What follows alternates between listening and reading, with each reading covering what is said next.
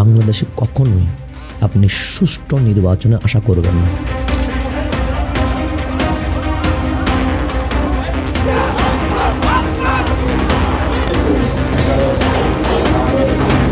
Vote কিন্তু vote দিতে মাইছে আমার ভোট আরেকজনের দিয়ে আছে। বাংলাদেশে নির্বাচিত হওয়ার জন্য 3টা জিনিস লাগবে। 1 নাম্বার আপনার লাঠিয়াল বাহিনী লাগবে, 2 নাম্বার টাকা লাগবে, 3 নাম্বার আধিপত্য লাগবে।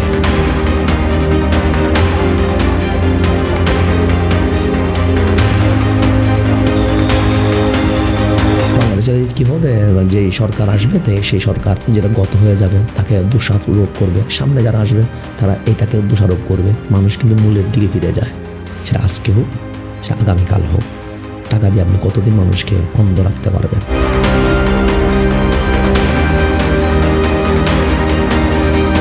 আমি সকাল থেকে বিকেল পর্যন্ত যতগুলো ভোট কেন্দ্রে গিয়েছি, কোনো ভোট কেন্দ্রে আমি ভোটারদের উপস্থিতি তেমন দেখি নাই। এনসিপির সাথে আমার কখনো কোনো সময়ই তাদের সাথে আমার যোগাযোগ বা সম্পর্ক এরকম কিছুই ছিল না। ঢাকায় বলেন, কুমিল্লা বলেন, সারা বাংলাদেশে যতগুলো মহাসমাবেশ হয়েছে ইসলামী ফ্রন্ট মোমবাতির ব্যানারে, প্রত্যেক মহাসমাবেশে কিন্তু আমার বক্তব্য আছে। আজ এই রাজধানীর নাবি প্রেস ক্লাব চত্বরে আমি নির্বাচন যখন করেছি মোমবাতি নিয়ে, প্রত্যেক আসনে মারামারি হয়েছে, গালাগালি হয়েছে, হাতাহাতি হয়েছে। কিন্তু আমার চট্টগ্রাম 8 আসনে না গালাগালি হয়েছে, না হাতাহাতি হয়েছে, না মারামারি হয়েছে।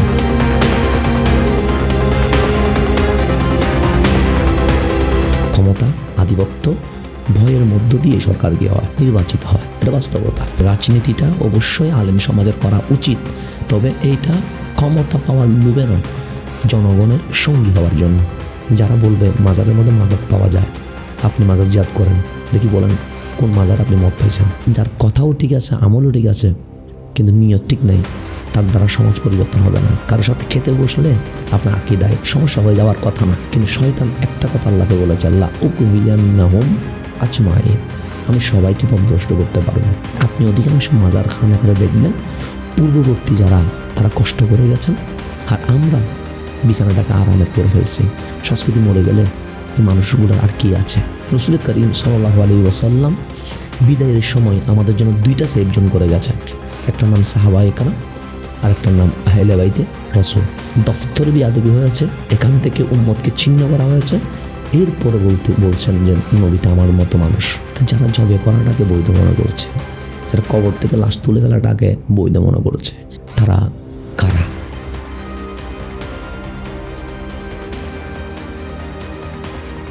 আসসালামু আলাইকুম রহমতুল্লাহি ওবারাকাতু। ওয়ালাইকুম আসসালাম ওয়া রাহমাতুল্লাহ।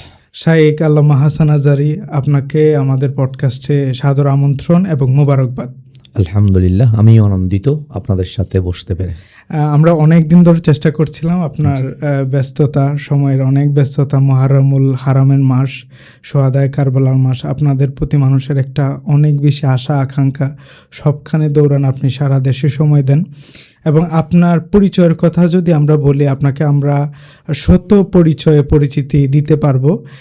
আপনি নিজেকে কোন পরিচয় দিতে বেশি পছন্দ করেন? আসলে আমার পরিচয় যদি হয়, তাহলে আমি নিজেকে এক নগণ্য ইসলামের বাগানের খাদেম পরিচয় দিতেই পছন্দ করি। এবং ছোটোকালে যদি আমার স্টাডি ধরা হয়, তাহলে জামিয়া আহমদিয়া সুন্নি আলিয়া থেকে আলিম শেষ, এরপরে আল আজহার ইউনিভার্সিটি থেকে অনার্স, এরপর মালয়েশিয়াতে আমার যাত্রা, ইউনিভার্সিটি মালায়াতে এমপিল গবেষণারত বলতে পারেন। মাশাআল্লাহ। এমনি আপনার পারিবারিক দিক থেকে তো আপনার পরিচয় আছে, আপনার আব্বা হুজুর জি, জামিয়া আহমদিয়া থেকে। পারিবারিক দিক থেকে আমাদের পরিবারটা বলতে পারেন ধর্মীয় অনুকরণের উপরেই বড় হওয়া। আমার আব্বা, যিনি জামিয়া আহমদিয়া সুন্নিয়া আলিয়ার সাবেক অধ্যক্ষ আল্লামা মুফতি সৈয়দ মোহাম্মদ ওসিউর রহমান আল কাদরি, আমি ওনার বড় ছেলে। মাশাআল্লাহ, আল্লাহ পাক আপনাকে অনেক বড় করুন। আপনার এই যে বাংলাদেশ থেকে আজহার যাত্রা, তারপরে হচ্ছে বাংলাদেশে তো জামিয়াতেও মানুষের একটা আলাদা যাত্রা থাকে, ওটা তো অবশ্যই আপনার আব্বা হুজুরের কারণে অবশ্যই জামিয়াতে পড়ার সুযোগ হয়েছে, ওই জায়গা থেকে আপনি পরিবর্তন করতে পারেন নাই। কিন্তু বাংলাদেশ থেকে আজহার এবং আজহার থেকে মালয়েশিয়াতে, পরবর্তীতে বাংলাদেশে এসেছেন, এই অনুপ্রেরণাটা বা এই দীর্ঘ যাত্রা বা এখন আপনি বাংলাদেশে আসার পরেও আবার দেখা যাচ্ছে যে বিভিন্ন পড়াশোনার সাথে যুক্ত থাকা, এই অনুপ্রেরণাটা আসলে কার থেকে পেয়েছেন বা কোন জিনিস কাজ করেছে? এই অনুপ্রেরণাটা আমি আমার আব্বা থেকে পেয়েছি। ওনার এই বার্ধক্যের সময়ও আমি যেটা দেখি, উনি যখন গভীর রাতে ঘরে ফিরেন তখনও দেখি উনি বই নিয়ে বসে থাকেন। আবার যখন দিনের বেলায় উনি ফ্রি থাকেন তখন উনি কিতাব পড়েন। আর যখনই সময় পান আবার মানুষকে পড়ান। এ পড়ার উপর ওনার যে জীবন, মানে আমার কাছে মনে হয় 24টা ঘন্টা ঘুমানো ছাড়া বাকিটা উনি স্টাডির উপরেই সময়টা কাটান। তো ওনাকে দেখলে মনে হয় এত কেমনে পড়তে পারে মানুষ।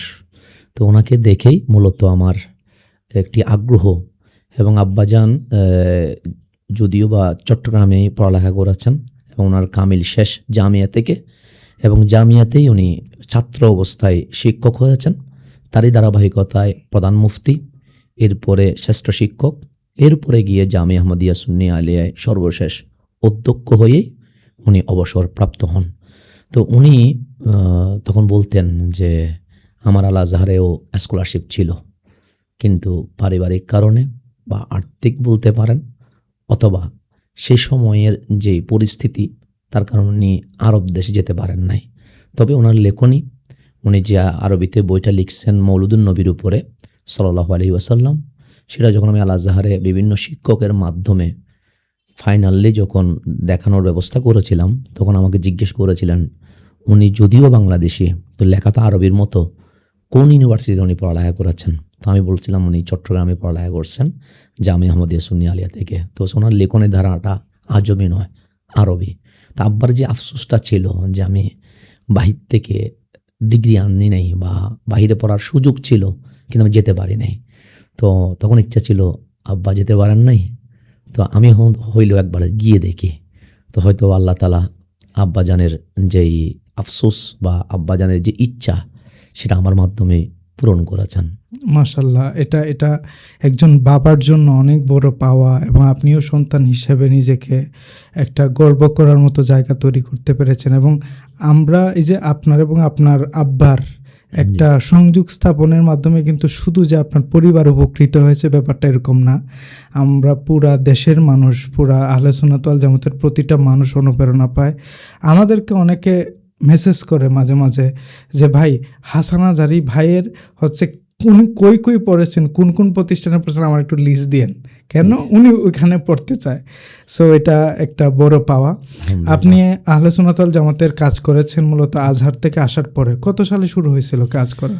মূলত আমার মানুষের কিছু স্বপ্ন থাকে, আবার তাকদীরের উপর বিশ্বাস, এটা ঈমান। তো অনেক সময় স্বপ্নগুলো বাস্তবায়ন হয় না, তাকদীর যেটাই নির্ধারিত সেখানে মাঠে নামতে হয়। তো মাহফিল করা বা বক্তব্য দেওয়া, একজন দায়ী হিসেবে কাজ করা, এটা আমার জন্য মানে অনেকটাই বোঝা বলতে পারেন অথবা কষ্টকর বলতে পারেন। তো সে কারণে ছোটোকাল থেকে আমার দায়ী হওয়া বা বক্তব্য দেওয়া বা একজন বক্তা হিসেবে মাঠে মানে বিচরণ করা, এই স্বপ্নটা আমার ছিল না। কারণ বাংলাদেশের যেই পরিবেশ, সে পরিবেশ একজন বক্তার জন্য সুরালো কণ্ঠ দরকার, যেটা আমার কাছে নেই। তারপর মাঠ, এটা কি বলে, শ্রোতাদের মন জয় করা বলেন, সেই কোয়ালিটি আমার কাছে নাই।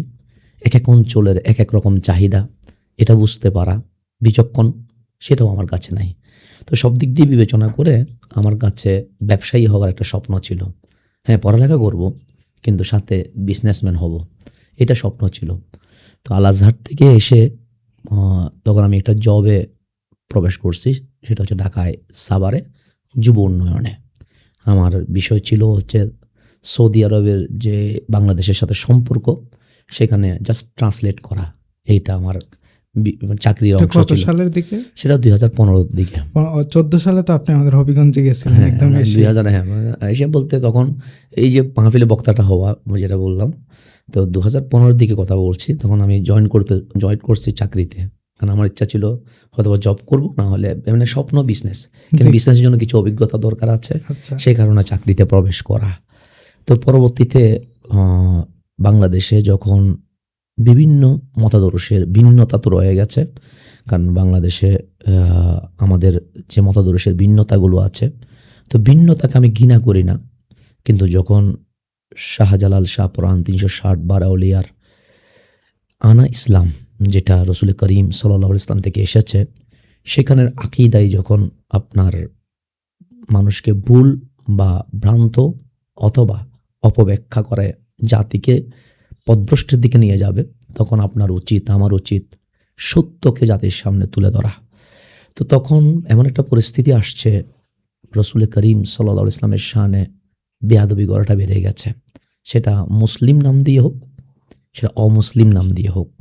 তখন চতুর্দিক থেকে যখন আওয়াজ আসছে, তখন আমি সাভারে জব করছি, তো অনেক মানুষ শুনেছে ওসির মনজুরের ছেলে আল আজহার থেকে পড়ে আসছে। তখন অনেকে আমাকে মেসেজ করছে যে আপনি কি রসুল করিম সাল্লাল্লাহু আলাইহি ইসলামের ব্যাপারে এই আকীদাগুলো পোষণ করেন? তা আমি বললাম না, কারণ আমাদের আহলে সুন্নাত ওয়াল জামাতের বিশ্বাস, আকীদা, ঈমান হচ্ছে রসুল করিম সাল্লাল্লাহু আলাইহি ইসলাম অতুলনীয় এবং যতগুলো সিফাত প্রয়োজন রব্বুল আলামিন সমস্ত গুণে গুণান্বিত করেছেন রসুল করিম সাল্লাল্লাহু আলাইহি ইসলামকে। তো তখন অনেকে আমাকে মেসেজ দিয়েছেন যে এগুলার ব্যাপারে খণ্ডন কি হবে, আল আজহার কি বলে। তো আমি ব্যক্তিগতভাবে যারা আমার কাছে উত্তর চেয়েছে তাদেরকে দিয়েছি, কিন্তু পাবলিকলি বা জনসাধারণের সামনে কোনো বক্তব্য দেয় নাই।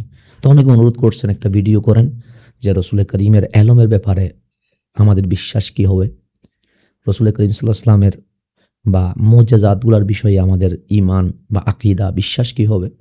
তখন আমি অনেককে উত্তর দিয়েছিলাম, আমি চট্টগ্রামের মানুষ, আঞ্চলিকতার দুষ্টে আমিও সেখানে জর্জরিত, কারণ আমরা চট্টগ্রামের মানুষ তো শুদ্ধ বা চলিত যে বাংলায় কথা বলা, সেটাতে আমরা অবশ্যই অভিজ্ঞ না। তো সেদিক থেকে আমি বলছিলাম যে আমার কথা হয়তো বা সবাই বুঝবে না, তাই আমার উচিত নয় এমনভাবে উত্তর দেওয়া যেখানে জাতি বুঝবে না।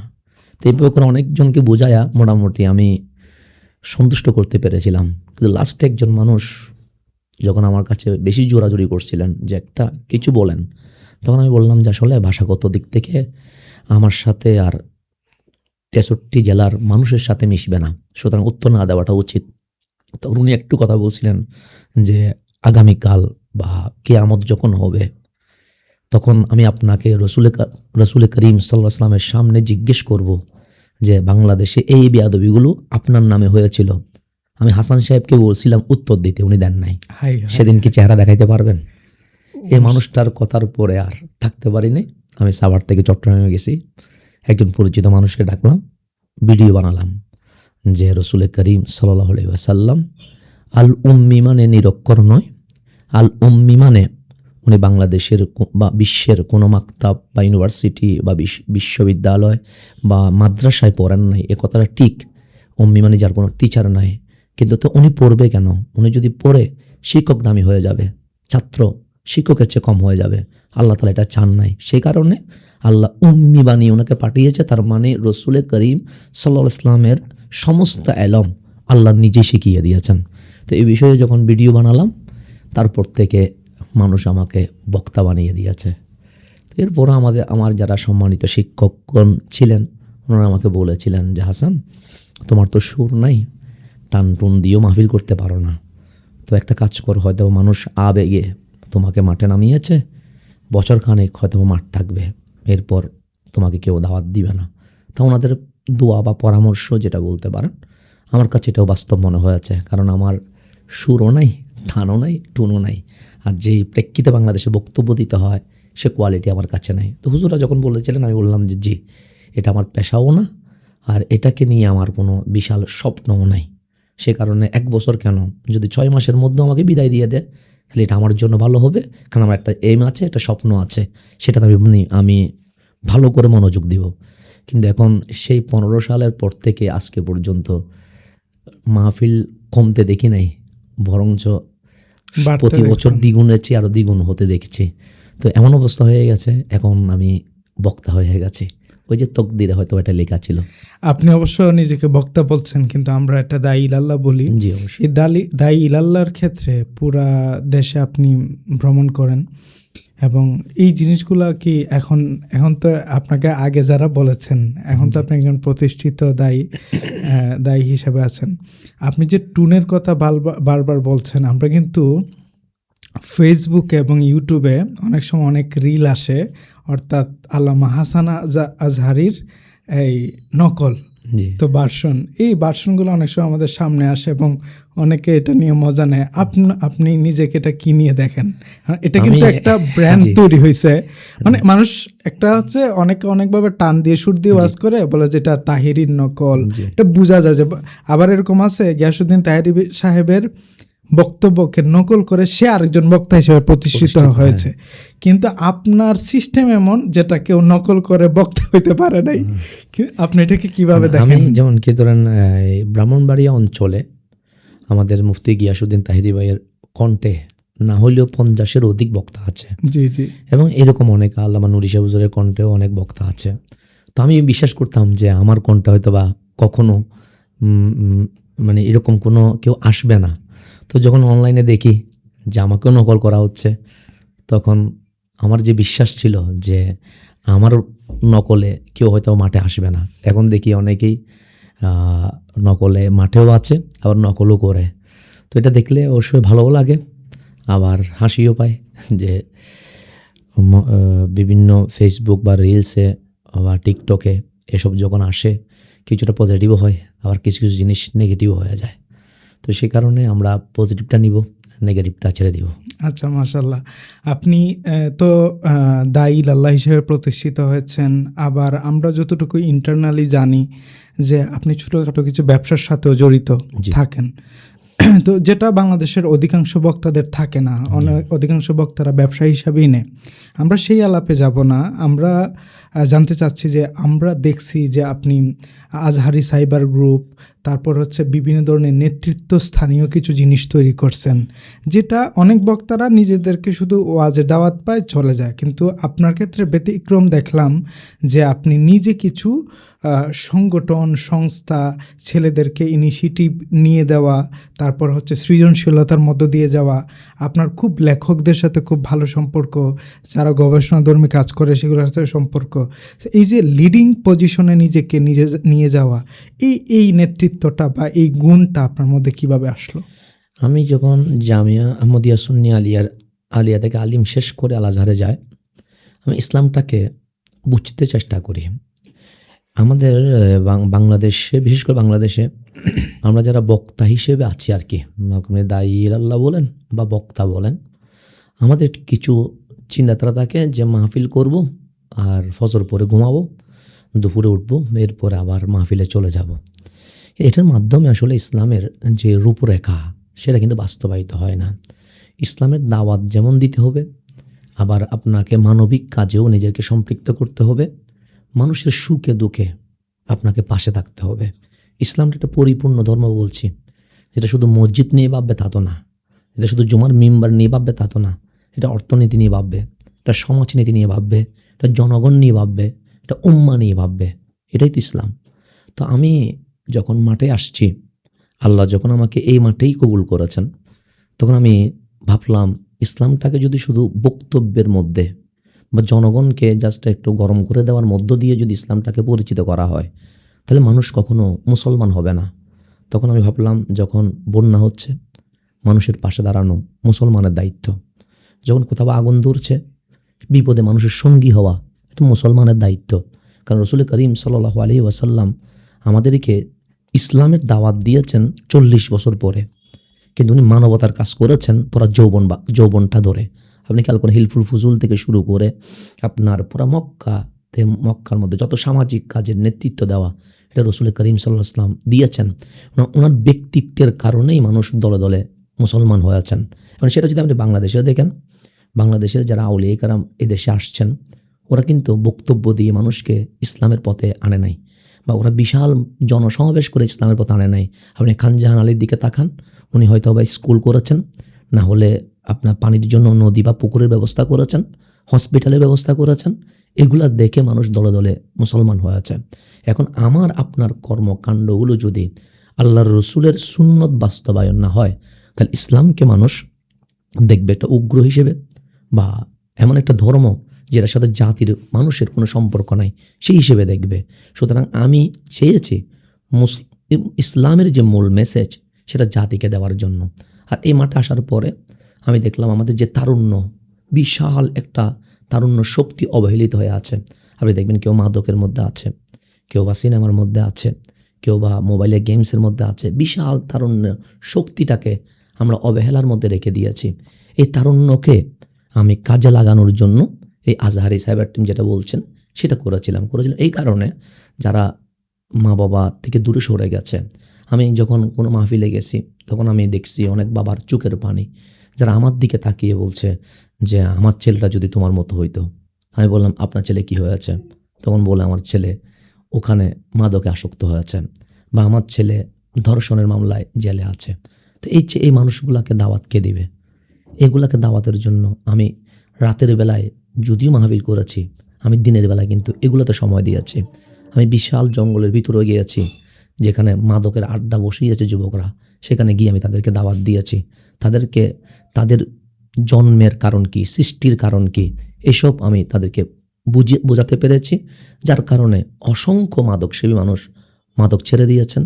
অনেক অন্যায়ে জড়িত যুবক অন্যায় কাজ ছেড়ে দিয়ে ইসলামের পথে কাজ করেছেন, সেটা আমি নিজেই সাক্ষী। এবং তারাই আবার দেখবেন আপনি যখন সিলেটের মধ্যে বন্যা বা ফেনীতে বন্যা, সেখানে চাপিয়ে পড়েছে এই ছেলেগুলোই, যারা একসময় মাদকের মধ্যে ছিল, ধর্ষণ বা অন্যায় কাজের মধ্যে ছিল। এগুলো তওবা করে শুধু ফিরে আসে নাই, এগুলো মানবতার কাজেও কি হয়েছে, নিজেকে যুক্ত করতে পেরেছে। এটা নিঃসন্দেহে একটা রেভলিউশনারি ওয়ার্ক, এবং আল্লাহ পাক আপনাকে কবুল করুক এবং আরও বেশি। এখন কি সাইবার টিম এটা কন্টিনিউ আছে এখনো? সাইবার টিম বলতে এখন কন্টিনিউ নাই, তবে সবার সাথে যোগাযোগ আছে। আচ্ছা, ভবিষ্যতে কি এই ধরনের কোনো কিছু করার আবারও চিন্তা আছে, যেটা ভিন্নভাবে, যেটা দেশ ও জাতির জন্য পথ দেখাতে পারে? ভিন্নতা বলতে আসলে বাংলাদেশে তো কাজ করার পুরা ফিল্ডটা খালি, যেটা সত্য কথা। আমরা যেভাবে ইসলামের দাওয়াত মানুষকে দিচ্ছি, সেভাবে দাওয়াত দিলে মানুষ ইসলামের পথে আসবে, আমি সেটার কোনো কারণ দেখতে পাই না। যদি বলেন কেন, একটা জিনিস আমরা সমাজে দেখি, ভালো কাজ প্রতিষ্ঠিত হলে খারাপ কাজগুলো কি হয়ে যায়, দুর্বৃত হয়ে যায়। আপনার কোরআন শরীফও তাই তো বলছে যে আল হক জাহাকাল বাতিল, হক আসলে বাতিল চলে যাবে। বাংলাদেশের এক সময়ে পুরো এলাকা জুড়ে মাহফিল হইতো একটা, এখন আপনি দেখবেন মহল্লায় মহল্লায়, উঠানে উঠানে মাহফিল কি কমছে না বাড়ছে? আমার দৃষ্টিতে অনেক গুণ বেড়ে গেছে। কিন্তু মাহফিল যতটুকু বাড়ছে, মাদক কি কমছে? কমে নাই। জেনা কমছে? কমে নাই। মারামারি, হানাহানি, রক্তপাত, দিন দুপুরে মানুষকে খুন করা, এগুলো কি কমছে? কমে নাই। তো মাহফিল বাড়লে এগুলো তো কমার কথা। মাহফিলও বাড়লো, সমানতালে মাদক, জেনা, হত্যা এগুলো বেড়ে গেছে। দুইটা কেমন একসাথে বাড়ে? দুটো তো একসাথে বাড়বে না। একটা বাড়লে একটা কমবে, এটাই হচ্ছে নিয়ম, বা এটাই আপনি অঙ্ক ধরতে পারেন। তো সেইখানে আমাকে দেখতে হবে এই জিনিসটা হচ্ছে না কেন, আমাদেরকে বুঝতে হবে এটা হচ্ছে না কেন। তাহলে বুঝতে হবে নিশ্চয়ই আমাদের দাওয়াত দেওয়ার যে পদ্ধতি, সেটার সাথে আল্লাহর দেওয়া সিস্টেম, রসুলের দেখানো পথ, সেখান থেকে নিশ্চয়ই আমরা দূরে আছি। দূরে না থাকলে তো কাজ হতো। তাই শুধুমাত্র বক্তব্য বা দাওয়াত দেওয়ার মধ্যে সীমাবদ্ধ না থেকে এমন কিছু কাজ করতে হবে, যেসব কাজ রসুল করিম সাল্লাল্লাহু আলাইহি ওয়াসাল্লাম করার কারণে আবু জাহেল, আবু লাহাব, উতবা, সাইবার মতো মানুষও যারা রসুলের কট্টর বিরোধী ছিলেন, তারা রসুলের বিরোধিতায় কোনো কুবক্তব্য বা রসুলের ব্যাপারে কোনো নিন্দা বা সমালোচনা বা কোনো দোষারোপ করতে পারে নাই। তো ওভাবে যদি আমরা সামাজিক কাজগুলো করতে পারি, রাষ্ট্রীয় কাজগুলো যদি করতে পারি, ইনশাল্লাহ মানুষ সত্য ইসলামের দাওয়াত পাবে। এবং মানুষ যে আজকে বাংলাদেশে অনেক মানুষ সেকুলার হয়ে যাচ্ছে, নাস্তিক হয়ে যাচ্ছে, তারা তো নাস্তিক হওয়ার পিছনে আমাদের বক্তব্য বা আমাদের কথা, আমাদের আচরণ, এগুলোই তো তাদেরকে ইসলাম থেকে দূরে সরিয়ে দিয়েছে। যদি আমাদের আচরণ আবার ফিরে আসে রসুল করিম সাল্লাল্লাহু আলাইহি ওয়াসাল্লামের সুন্নাহ অনুযায়ী, তাহলে দেখবেন তারা আবার ফিরে আসবে ইনশাআল্লাহ। আপনার এই নেতৃত্ব স্থানীয় ব্যাপারগুলো থেকে আপনি ধীরে ধীরে রাজনৈতিক অঙ্গনেও সক্রিয় হন। একটা মানুষের একটা ধারণা ছিল যে আপনি এনসিপিতে যোগ দিবেন বা এনসিপির সাথে কাজ করবেন, কিন্তু আমরা গত নির্বাচনের সময় দেখেছি মানুষের সকল ধারণাকে মিথ্যা প্রমাণিত করে আপনি বাংলাদেশ ইসলামী ফ্রন্টের চট্টগ্রামের 8 আসন থেকে মোমবাতিতে নির্বাচন করেছেন। এই যে নির্বাচনে সরাসরি যুক্ত হওয়া, দায়ী আল্লাহ থেকে এই জার্নি জার্নিটা কিভাবে শুরু হয় এবং নির্বাচন নিয়ে বা রাজনীতি নিয়ে আপনি যেই ভোট পেয়েছেন মাশাআল্লাহ 44,000-এরও বেশি, সো এটা প্রথম নির্বাচনের ক্ষেত্রে সুন্নি ইতিহাসে একটা অনেক বড় মাইলফলক এবং এই অর্জনের ক্ষেত্রে এবং ভবিষ্যতে ইসলামী রাজনীতি নিয়ে আপনার কি ভাবনা? আসলে যেটা প্রথম হচ্ছে দল নিয়ে যে প্রশ্নটা করেছেন সেখানে চলে আসি। আমি ছাত্র যখন ছিলাম জামিয়া আহমদিয়া সুন্নি আলিয়াতে, তখন জামিয়াতে একটা ছাত্র সংগঠন ছিল এবং বর্তমানেও আছে, নাম হচ্ছে জুলিয়ামিন, যেটা বাংলাদেশ ইসলামী ছাত্র সেনার একটি অঙ্গ সংগঠন। সেখানেও আমি নেতৃত্ব দিয়ে এসেছি। তো আমি সেই জুলিয়ামিন করতাম। তাহলে ছাত্র আমলে আমি বাংলাদেশ ইসলামী ছাত্র সেনার সাথে জড়িত। এবং মিশর থেকে আসার পরে আমার রাজনৈতিক পরিচয় হচ্ছে ইসলামী ফ্রন্ট, যেটা আপনি বাংলাদেশ সহ ঢাকায় বলেন, কুমিল্লা বলেন, সারা বাংলাদেশে যতগুলো মহাসমাবেশ হয়েছে ইসলামী ফ্রন্ট মোমবাতির ব্যানারে, প্রত্যেক মহাসমাবেশে কিন্তু আমার বক্তব্য আছে। সেটা হোক আওয়ামী লীগ আমলে, সেটা হোক ইন্টারিম গভর্নমেন্টের সময়, সেটা হোক অভ্যন্তরীণ সরকারের আমলে, সেটা হোক এই সরকারের আমলে। সুতরাং আমার রাজনৈতিকভাবে আমি যে দলটা করি সেটি বাংলাদেশ ইসলামী ফ্রন্ট এবং মোমবাতি, এটাই হচ্ছে মূল আমার পরিচয়। সেটা গত আওয়ামী লীগ আমল ধরতে পারেন বা অন্তর্বর্তীকালীন সরকারের আমল ধরতে পারেন, বর্তমান আমল ধরতে পারেন। সুতরাং আমার পরিচয় এখানে সুস্পষ্ট এবং এনসিপির সাথে আমার কখনোই কোনো সময়ই তাদের সাথে আমার কি নয় বা যোগাযোগ বা সম্পর্ক এরকম কিছুই ছিল না। তবে আমরা যেহেতু রাজনীতি করেছি এবং সামনেও করব, সেহেতু যত রাজনৈতিক দল আছে ওনারা আমার সাথে বসবে, কথা বলবে। রাজনীতিটা যেন প্রতিযোগিতা হয়, প্রতিহিংসা যেন না হয়। সে কারণে আপনি দেখবেন আমার যে দীর্ঘ জার্নি, এই জার্নিতে আমি কোনো দলকে হেয় করে, কোনো ব্যক্তির মর্যাদাকে ক্ষুণ্ণ করে বা কাউকে আঘাত করে আমি কোনো বক্তব্য দেয় নাই। এই নির্বাচনেও আপনি দেখবেন চট্টগ্রাম 8 আসনে আমার কারণে বা আমি নির্বাচন যখন করেছি মোমবাতি নিয়ে, প্রত্যেক আসনে মারামারি হয়েছে, গালাগালি হয়েছে, হাতাহাতি হয়েছে। কিন্তু আমার চট্টগ্রাম 8 আসনে না গালাগালি হয়েছে, না হাতাহাতি হয়েছে, না মারামারি হয়েছে। সবাই বলতে বাধ্য হয়েছে যে চট্টগ্রাম 8 আসনে নির্বাচনটা যেন প্রতিযোগিতা হয়েছে, কিন্তু তাদের মধ্যে সহমর্মিতা, ভালোবাসা, শ্রদ্ধাবোধ, স্নেহবোধ এগুলো রয়ে গেছে। দ্বিতীয়ত, যেহেতু আমি আচ্ছা এখানে একটা আমি কথা ক্লিয়ার করি, যেহেতু আমি বাংলাদেশ ইসলামী ফ্রন্ট করি, আমি বাংলাদেশের মুক্তিযুদ্ধ তথা 1971-কে আমরা রক্তে মনে লালন করি এবং এই মুক্তিযোদ্ধাকে যারা লালন করে তাদের সাথে আমাদের মিলে বেশি, এবং যারা বাংলাদেশকে অস্বীকার করে তাদের সাথে আমার বৈপরীত্য আছে। যার কারণে আপনার যদি বলেন এনসিপি বলেন, তাহলে এটা আমার সাথেও যায়ও না। কেন? কারণ আমরা মুক্তিযুদ্ধে বিশ্বাসী মানুষ এবং এর বিপরীতে যারা মতাদর্শ লালন করে তাদের সাথে আমাদের যাওয়া এটা কখনোই হবেও না। কারণ দ্বিতীয় এটা হওয়া তো কিছু আছে, রাজনীতির মধ্যে কোনো কি নেই, আপনার রাজনীতির মধ্যে কোনোটাই আপনারা কি বলেন যেটা গতকালকে যেটা সেটা এখন নাই, এখন যেটা রাজনীতির মধ্যে এটা ব্যতিক্রম হয়। এখন যার বিরুদ্ধে আবার এখন তার সাথে টেবিলে, আবার তার সাথে আমার গড় হবে, এরকম হয়। কিন্তু আমরা যারা বাংলাদেশ ইসলামের ফ্রন্ট করি, আমরা বাংলাদেশের মুক্তিযুদ্ধকে যেমন লালন করি, তেমনি বাংলাদেশকে আমরা এত বেশি ভালোবাসি, বাংলাদেশকে যারা অস্বীকার করে তাদের সাথে আমাদের কখনো রাজনৈতিক ঐক্য কখনো সম্ভবই না। মাশাআল্লাহ। আচ্ছা, আপনি যে এই নির্বাচন করেছেন, নির্বাচনের সময় অনেক আসনে কারচুপির ব্যাপারে অভিযোগ করতেছে, আপনার আসনে কি সেটা হয়েছে? একটা বাস্তব সত্য কথা আপনাকে মানতেই হবে, এটা মানতেই হবে। বাংলাদেশে কখনোই আপনি সুষ্ঠু নির্বাচনে আশা করবেন না, এটা আপনার মানতেই হবে। আপনি যদি বলেন ওই আমলে সুষ্ঠু নির্বাচন হয় নাই, এই আমলে হয়েছে, না, বাংলাদেশে কখনোই সুষ্ঠু নির্বাচন হয় নাই এবং ভবিষ্যতে হবে এরকম কোনো নিশ্চয়তা আপনি দিতে পারবেন না। বাংলাদেশে নির্বাচিত হওয়ার জন্য 3টা জিনিস লাগবে।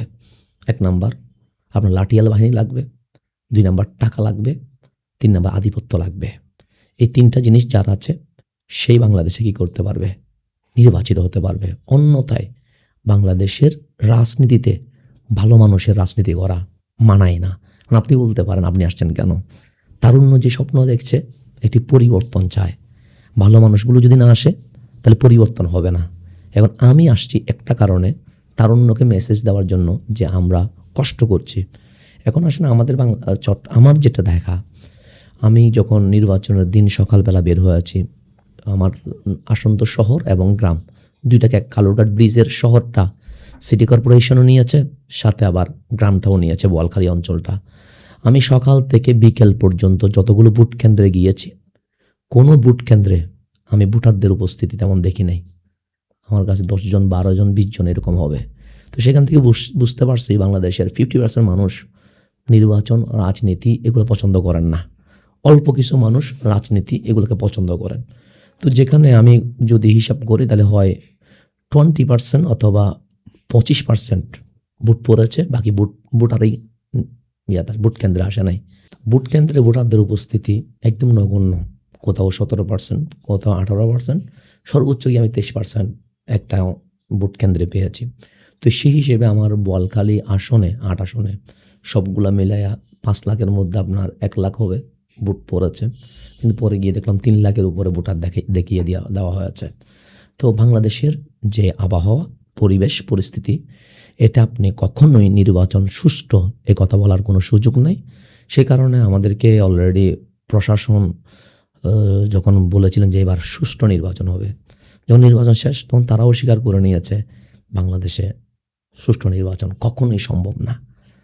তো সেটা হচ্ছে বাংলাদেশের কি হবে, যেই সরকার আসবে তো সেই সরকার যেটা গত হয়ে যাবে তাকে দোষারোপ করবে, সামনে যারা আসবে তারা এটাকে দোষারোপ করবে। তো বাস্তবতা হচ্ছে বাংলাদেশের আঙ্গিকে সুষ্ঠু নির্বাচন কখনো সম্ভব না। আর দ্বিতীয়ত বাংলাদেশ যেহেতু একটা দুর্বল রাষ্ট্র বলতে পারেন, কারণ আমাদের তো আসলে সামরিক বাহিনীতে না ক্ষেপণাস্ত্র আছে, না মিসাইল আছে, না অন্য কোনো রাষ্ট্রের সাথে এগিয়ে আসবে এরকম কোনো ক্ষমতা আছে, যার কারণে চতুর্দিক থেকে বাংলাদেশকে শক্তিশালী রাষ্ট্রগুলো কি ধরে আছে, চেপে ধরে আছে। এবং ওদের যে প্রেসক্রিপশন থাকবে সেই আলোকে বাংলাদেশে নির্বাচন হবে, সব কিছু হবে, কিন্তু তাদের দেওয়া যে কারিকুলাম থাকবে সেই মোতাবেক সরকার গঠন হবে। 24 সালের পর বাংলাদেশে রাজনৈতিক আলাপ অনেক বেশি সক্রিয় হয়েছে, কিন্তু রাজনীতি কম সক্রিয়, এটা আমরা জানি, দলীয় রাজনীতি। এখন আপনার মতো ব্যক্তি যখন রাজনীতিতে যুক্ত হন বা রাজনীতি থেকে যুক্ত হওয়া বলতে আমি বোঝাতে চাচ্ছি, আপনি তো দীর্ঘ সময় রাজনীতির সাথে যুক্ত ছিলেন। মানুষ বেসিক্যালি নির্বাচনে যাওয়ার পরে এটাকে মূল রাজনীতি বলতে শুরু করে। এখন যারা অনেক মেধাবী মানুষ বা আমাদের মতো আমরা যারা একটু চিন্তা করতে চাই, যারা ভেতর বাহিরে চিন্তা রাখে, দেশের বাইরে ভিতরে, যারা রাজনীতিতে যুক্ত না কিন্তু রাজনীতিক জ্ঞানে অনেক বেশি চিন্তাশীল, তাদের জন্য আপনার কি বার্তা থাকবে? একটা জিনিস হচ্ছে, আমরা যারা বক্তা বা দায়ী ইলাল্লাহ, আমরা যারা দাওয়াতি কাজ করে থাকি, তাদের সব বিষয়ে অভিজ্ঞতা থাকা একান্তই প্রয়োজন। যেমন রাজনীতি, তেমন অর্থনীতি, যেমন সমাজনীতি, তেমন সংবিধান, সব বিষয়ে তাদের অভিজ্ঞতা থাকা একান্তই প্রয়োজন। যেহেতু আমি যখন ইসলামের দাওয়াত দিব, শুধু জিকির করার নাম তো ইসলাম না, শুধু তসবিহ করার নাম তো ইসলাম না, শুধু নামাজ পড়ার নাম ইসলাম না, সর্ব বিষয়ে অভিজ্ঞতা থাকা এটার নাম ইসলাম। আর রাজনীতি মানে এটা না যে ইলেকশন করব, ভোট পেয়ে সংসদে যাব। আজকে অনেক সংসদ সদস্যের বক্তব্য শুনলে এগুলা কৌতুকে পরিণত হয়। আপনি দেখেন অনলাইনে হাসাহাসি করছে, তার মানে কি, তার সংসদে কথা বলার বা রাষ্ট্র নিয়ে ভাববার বা মানুষের দুঃখের কথাগুলো বলার সে অভিজ্ঞতা তার নাই, যোগ্যতা নাই। হয়তো টাকার কারণে হোক বা পেশি শক্তির কারণে হোক বা অন্যায়ভাবে হোক সে সংসদে চলে গেছে, কিন্তু যাওয়ার পরে সংসদে কী নিয়ে কথা হচ্ছে সে জানে না, কোন বিষয়ে সে বাজেটে কথা বলবে সেটাও জানে না, যার কারণে গিয়ে বাংলাদেশ সংসদটা একটা হাস্যকর পরিস্থিতিতে পড়তে হয়।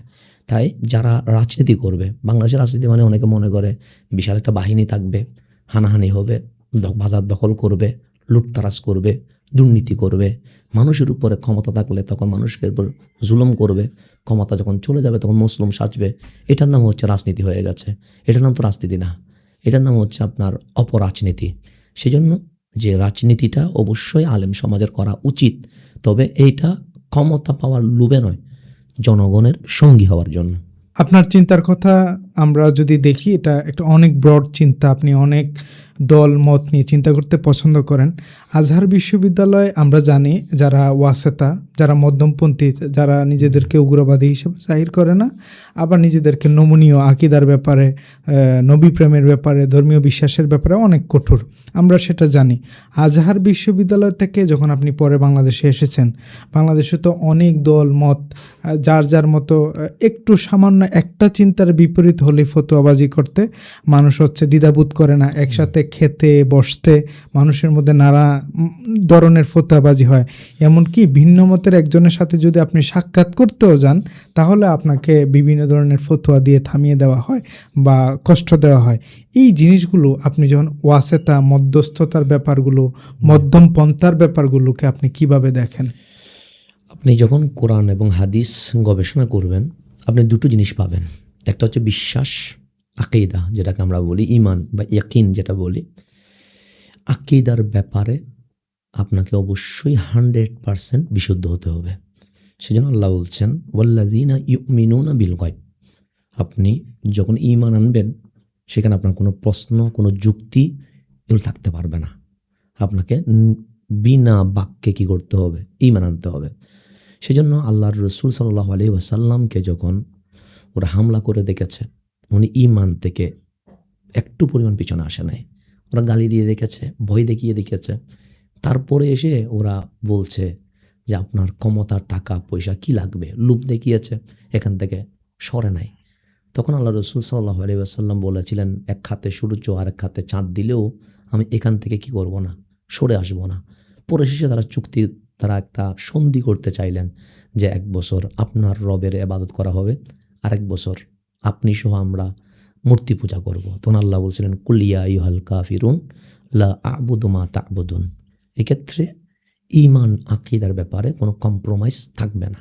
অর্থাৎ আকীদার ব্যাপারে, ঈমানের ব্যাপারে আমরা কঠোর হব, কিন্তু আদর্শের ব্যাপারে, আচরণের ব্যাপারে, শিষ্টাচারের ব্যাপারে আমরা নরম হব।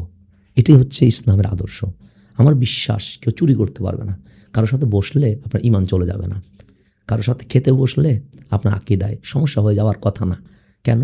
কারণ আমি মনে করি আপনার যদি ঈমান, ইয়াকিন সব কিছু ঠিক থাকে, আপনাকে দেখেই আপনার পাশে মানুষটা কি হয়ে যাবে? পরিবর্তন হয়ে যাবে। যেমন আল্লাহ রসুল সাল্লাল্লাহু আলাইহি ওয়াসাল্লাম খ্রিস্টানের দাওয়াতেও তো গিয়েছেন, ইহুদির ঘরেও তো দাওয়াত খেয়েছেন। তার মানে কি? রসুল করিম সাল্লাল্লাহু আলাইহি ওয়াসাল্লাম এটাই প্রমাণ করেছেন যে আমরা ঈমান, আকীদার ব্যাপারে, বিশ্বাসের ব্যাপারে কঠোর হব এবং আচরণের ব্যাপারে আমরা কি হব? নরম হব। সেজন্য আপনি দেখবেন আল্লাহ যখন মূসা আলাইহিস সালামকে ফেরাউনের কাছে পাঠাচ্ছে, তখন আল্লাহ কী বলছেন যে মূসা, আপনি যখন ফেরাউনের সাথে কথা বলবেন, কওলে লাইয়িন, নরম ভাষায় কথা বলবেন।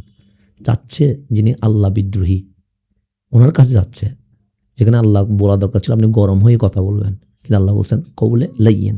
আবার আমাদেরকে যখন দাওয়াত দিতে বলছেন, তখন কি বলছেন যে 2টা সিস্টেমে, একটা হচ্ছে হিকমা, প্রজ্ঞা, জ্ঞান, আর একটা হচ্ছে ওয়াল মাউইজাতিল হাসানা, উত্তম আচরণ। এখন আপনি যদি মানুষের সাথে উত্তম আচরণ দিয়ে প্রমাণ করতে না পারেন যে আপনার ইসলামে মানুষকে অধিকার দিতে পারে, তখন আপনাকে দেখে কি কেউ মুসলমান হবে না। সুতরাং ঈমান, বিশ্বাসের ব্যাপারে আপনি হবেন কঠোর, মানে এটা তাসদিক বিল কলব বলা হয়। কিন্তু আপনি আচরণে হবেন একদম নরম, মুলায়েম, যাতে আপনাকে দেখে মানুষ এটা বলতে বাধ্য হয় এটার নাম ইসলাম। তো সুতরাং আপনার সাথে সবার কথা হবে, দেখা হবে, আপনার কাছে সবাই আসবে, আপনি সবার কাছে যাবেন। এর মাধ্যমে এটা নয় যে আপনি সব কিছু বিলিয়ে দিয়েছেন, না। আপনার বিশ্বাসটা আপনার আদর্শটা আপনি ধরে রাখছেন বিদায় আপনি সবার কাছে দাওয়াত দিবেন। দাওয়াত দেওয়া আপনার কাজ, হেদায়েতের মালিক আল্লাহ, কাউকে জোর করার অধিকার তো আপনার নাই। সুতরাং আমি যেহেতু দাওয়াত দিচ্ছি, আমি যেহেতু দায়ী, ফি সাবিলিল্লাহ বলতে পারেন বা ইলাল্লাহ বলতে পারেন, সেহেতু আমার দায়িত্ব হচ্ছে সবার কাছে যাওয়া এবং সবাই আমার কাছে আসা, দরজা খুলে দেওয়া। এবং এটার কারণে কারোর সাথে বসলে, কথা বললে, এটাতে ঈমানের কিছু হয় না। কেন?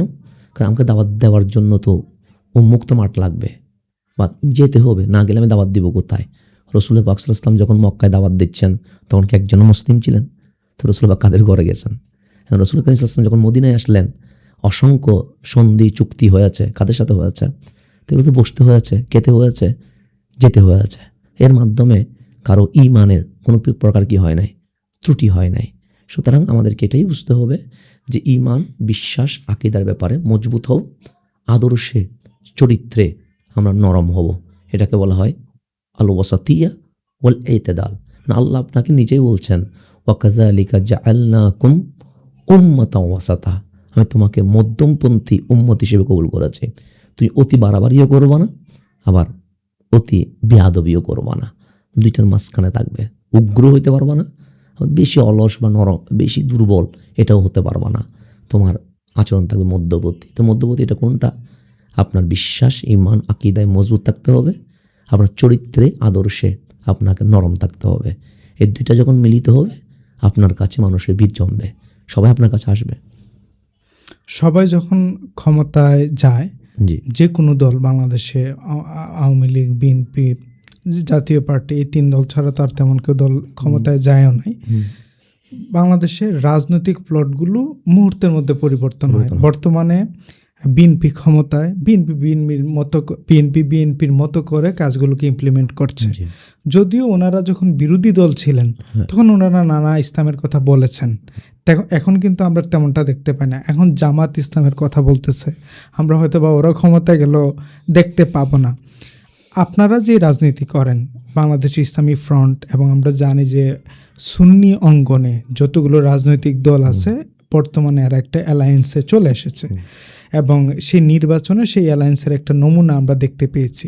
আপনি কি মনে করেন যে এই পুরা পৃথিবীতে যে গণতান্ত্রিক সিস্টেম আছে, এই সিস্টেমের মধ্যে বা বাঙালি গণতান্ত্রিক সিস্টেমের মধ্য দিয়ে এই দলগুলো যদি ক্ষমতার আসনে কখনো সমাসীন হয়, তারা ইসলামী রাষ্ট্রে সেটাকে রূপান্তর করতে পারবে? একটা জিনিস মনে রাখবেন, বর্তমান যেটা চলছে সেটা হচ্ছে গণতন্ত্র, অর্থাৎ জনগণের ভোটে সরকার নির্বাচিত। এটা সংজ্ঞার মধ্যে লেখা আছে, জনগণের ভোটেই সরকার কি হয়, নির্বাচিত হয়। বাংলাদেশের কোনো নির্বাচনে জনগণের ভোটেই সরকার নির্বাচিত হয় না। ক্ষমতা, আধিপত্য, ভয়ের মধ্য দিয়ে সরকার কি হয়, নির্বাচিত হয়। এটা বাস্তবতা।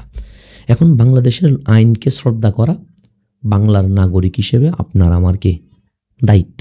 যেহেতু বাংলাদেশের 90% মুসলমান আছে, কিন্তু এটা ইসলামী দেশ নয়। সংখ্যাগরিষ্ঠে আমরা মুসলিম, কিন্তু খেলাফায় বা আইনে আমরা কি নয়, ইসলামী আইনের মধ্যে অন্তর্ভুক্ত নয়। এখন আপনি বলবেন গণতন্ত্রকে কি আপনি হারাম বলে খেলাফত কায়েম করবেন? না। গণতন্ত্রের মধ্যে থেকে জনগণ যখন বুঝবে যে ইসলামে আমার অধিকার কি করবে, বাস্তবায়ন করবে, জনগণই খেলাফত কায়েম করার জন্য আপনাকে চাপ দিবে। এখন আসেন বাংলাদেশের যে রাজনীতি, যখন বিরোধী দলে থাকা হয় তখন ইসলাম প্রেম থাকে, যখন সরকারে যাওয়া হয় তখন দেখবেন সিলেবাস পরিবর্তন হোক বা ক্ষমতার বলে হোক, তখন ইসলামটাকে কি করা হয়, মানে অবজ্ঞা করা হয়। এটা বাংলাদেশের রাজনীতি। আমি যে দলটা করি, বাংলাদেশ ইসলামী ফ্রন্ট, আমার বুঝ হওয়া থেকে আজকে পর্যন্ত আমি দেখেছি ওনারা ওনাদের কথার উপর বা আদর্শের উপরে কখনোই তার বৈপরীতে যায় নাই। যেমন প্রত্যেকটা ছাত্র রাজনীতিতে যত দল আছে দেখবেন বিভিন্ন অপরাধে জড়িত হয়েছে। 1 জন হোক, 5 জন হোক, 10 জন হোক, 100 জন হোক, কেউ বেশি হয়েছে, কেউ কম হয়েছে। সেটা সেকুলার দল থেকে হোক বা ইসলামী দল থেকে হোক, প্রত্যেকের কিছু না কিছু কি আছে, কলঙ্ক আছে।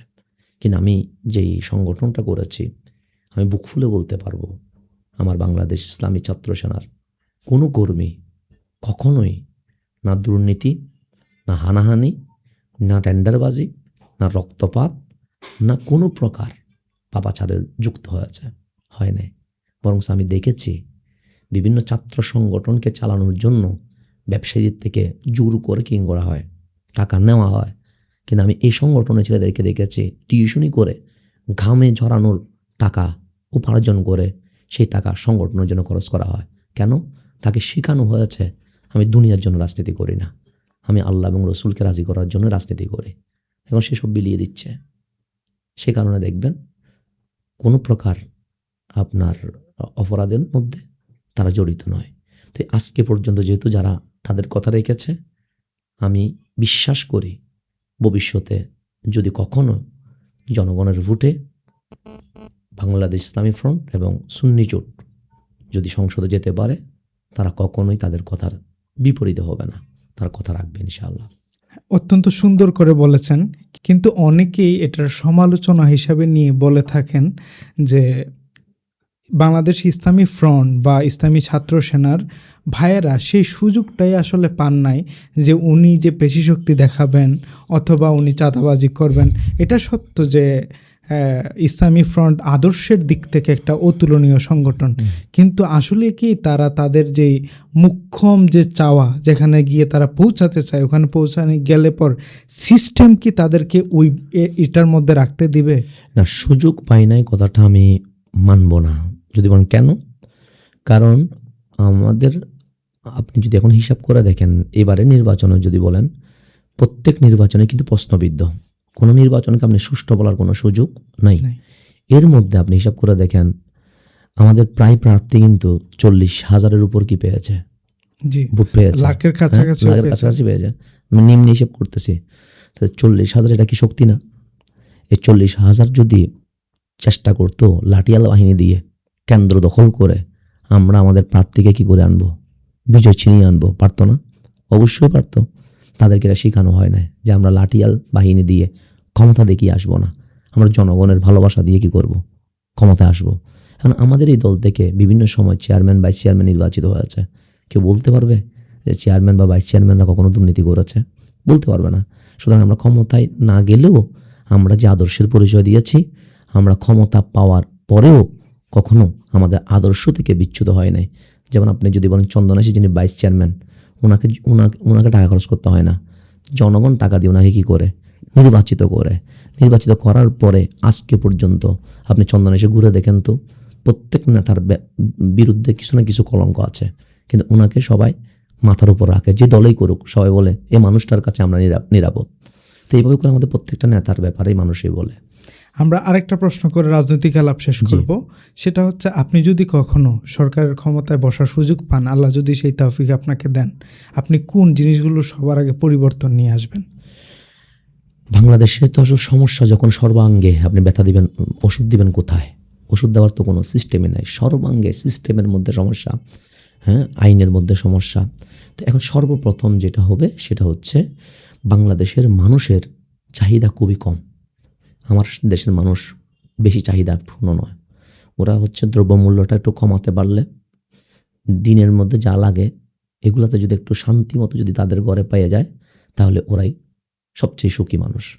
আমি সর্বপ্রথম যেটা চেষ্টা করব, আমার জনগণের নিত্যদিনের প্রয়োজনীয় জিনিসগুলো, এগুলা দ্রব্যমূল্য কমিয়ে আনা, এবং বাংলাদেশের আবহাওয়া যে সিস্টেমে বাংলাদেশ এগুলে বাংলাদেশের মানুষ শিক্ষিত হবে, সেদিকটা আমাকে খুবই দেখতে হবে। শিক্ষাটা আজকে আমার বাংলাদেশ শিক্ষার ক্ষেত্রে অনেকটুকু পিছিয়ে। শিক্ষা নাই বলে আজকে আমরা সারা বিশ্বের মধ্যে আপনি বলতে পারেন সিরিয়ালে হয়তো 100-এর নিচে নেমে গেছে। এবং শিক্ষার দিকে যদি আমরা মনোযোগ দিই, ইনশাল্লাহ এই বাংলাদেশ জাপানকে অতিক্রম করবে। বাংলাদেশের মানুষ একটা ধর্মপ্রাণ মানুষ, আমরা এটা জানি। তারা খুব সুন্দর করে অ্যাকসেপ্টেন্স করতে পারে যে কোনো মত, যে কোনো কিছু। এবং এই কারণেই কিন্তু সুফিদের বাংলাদেশে যখন সুফিরা এসেছেন, তখন বাংলাদেশে একটা মেসি পরিবর্তন হয়েছে। এবং বাংলাদেশের যত ধর্মীয় পরিবর্তন হয়েছে, মানে মানুষের আত্মিক দিক থেকে, এটা কিন্তু সুফিদের দ্বারা হয়েছে। এবং সেই সুফিরা আরব থেকে এসেছেন, এর আশেপাশে ইরান থেকে এসেছেন, ইরাক থেকেও এসেছেন। কিন্তু এই সুফিরা যখন এসেছেন, ওনারা কিন্তু একদম হকের দাওয়াত নিয়ে এসেছেন। হক আমাদের দেশে ইমপ্লিমেন্ট অলরেডি হয়ে গেছে। আরবে যে সমস্যাটার ধর্মীয় সমস্যা শুরু হয়, তারপরে কিন্তু সেই ধর্মীয় সমস্যাটা আসে হচ্ছে ভারতে এবং পাকিস্তানে। পাকিস্তানে ধরেন 5 বছর আগে পাকিস্তানে একটা মতবাদ নিয়ে অনেক মারামারি, কথার কথা কাদিয়ানি, পরে দেখা যায় সেটা আমাদের বাংলাদেশে ইমপ্লিমেন্ট হয়। একটা শিয়াবাদের একটা মতবাদ ধরেন পাকিস্তানে শুরু হইলো, 5 বছর পরে সেটা আমাদের এখানে হয়।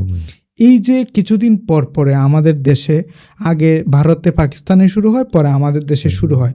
এখন এই মহরমের মাসেও দেখছি, বা মহরম ছাড়া অন্যান্য ইস্যুতেও আমাদের দেশে কওমি হোক, দেওবন্দি হোক, বেরলভী হোক, সকল ধারাদের মানুষদের মধ্যে এই জিনিসগুলো নিয়ে ঝামেলা তৈরি হয়।